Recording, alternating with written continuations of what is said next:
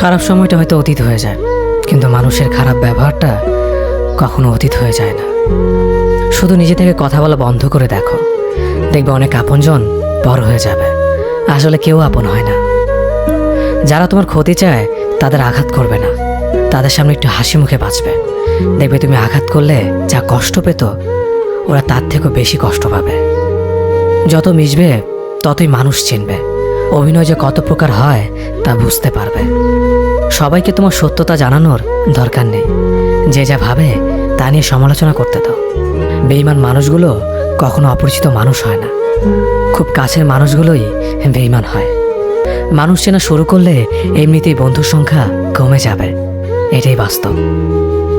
3টি কথা মনে রাখবেন: যে তোমাকে সাহায্য করে তাকে কখনো ভুলে যেও না, যে তোমাকে ভালোবাসে তাকে কখনো ঘৃণা করো না, যে তোমাকে বিশ্বাস করে তাকে কখনো ঠকিও না। ধোঁকা একজনেই দেয়, কিন্তু বিশ্বাস সবার উপর থেকে উঠে যায়।